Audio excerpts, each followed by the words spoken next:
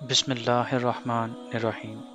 عمران خان کچھ کہہ رہا ہے، 8 فروری تمہیں یاد رکھا جائے گا۔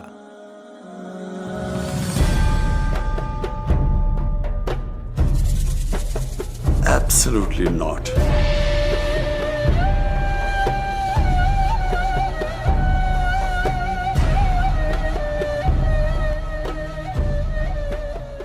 دنیا میں نظام انصاف میں 130 ملکوں میں پاکستان کا نمبر 126 پر ہے۔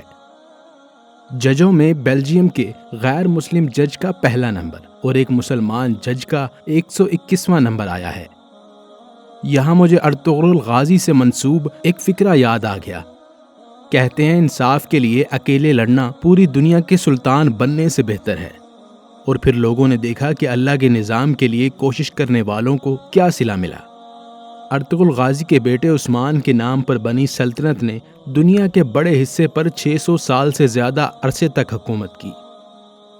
اب آتے ہیں ہم اپنے ملک پاکستان کی طرف، جو کہ اسلام کے نام پر بنایا گیا دنیا کا منفرد ملک ہے، جہاں ہر چیز ہے مگر اسلامی نظام ڈھونڈنے سے نہیں ملتا۔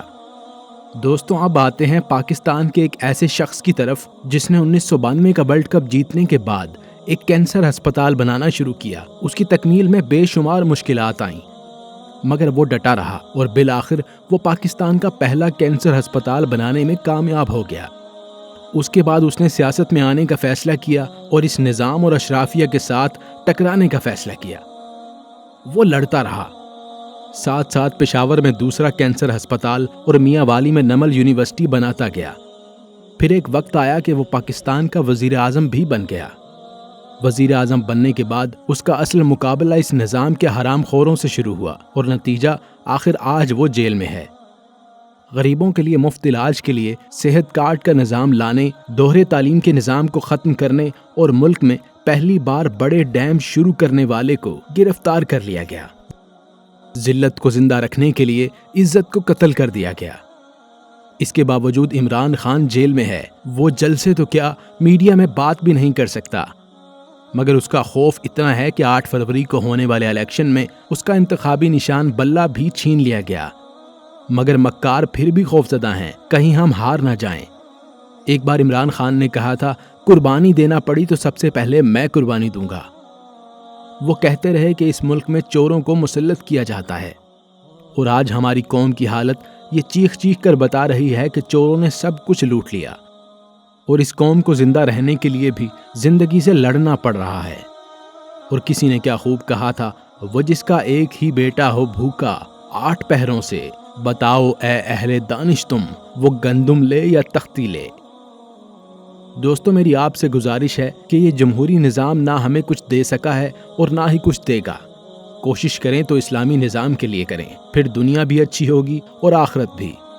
اور میری عمران خان سے گزارش ہے کہ آپ نے ایک کام کر دیا، آپ نے اس گندے نظام اور اس کو چلانے والوں کو سب کے سامنے ننگا کر دیا۔ اب آپ دوسرا کام یہ بھی کیجئے گا، اب آپ اسلامی نظام کے لیے لڑیں، سود سے پاک پاکستان کے لیے لڑیں، پھر دیکھیں یہ قوم اور معاشرہ آپ کو صدیوں تک نہ بھولے گا۔ میری قوم سے بھی گزارش ہے کہ حق کے لیے لڑنے والوں کا ساتھ دیجئے، ورنہ قبرستان ایسے لوگوں سے بھرے پڑے ہیں جو صرف اس لیے حق کے ساتھ کھڑے نہیں ہوئے کہ کہیں مارے نہ جائیں، مگر مر پھر بھی گئے۔ دوستوں، شاید آپ کو معلوم ہو کہ پاکستان کی 90% دولت کے مالک 5 سے 6 لاکھ افراد ہیں، اور باقی 10% دولت باقی 25 کروڑ انسانوں کے لیے ہے۔ اندازہ کریں حکمران اشرافیہ کی لوٹ مار کا۔ اسی لیے کہا تھا کہ عمران خان کچھ کہہ رہا ہے، اور آج ساری قوم دیکھ رہی ہے کہ سارا نظام ایک شخص کے خلاف کھڑا ہو گیا ہے۔ دوستوں، یہاں مجھے حضرت عمر رضی اللہ تعالیٰ عنہ کی کچھ باتیں یاد آ گئیں۔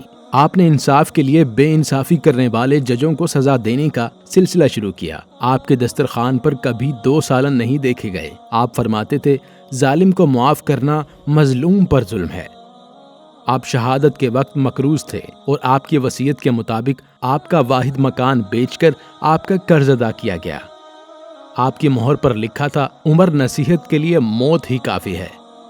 ایسے مسلمان لیڈر کو نہ ہی کوئی ٹیکنالوجی شکست دے سکی اور نہ ہی کوئی سپر پاور۔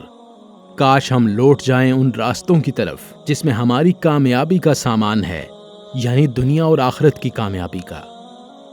یا اللہ ہمیں اپنے راستے پر چلنے کی توفیق عطا فرما، آمین۔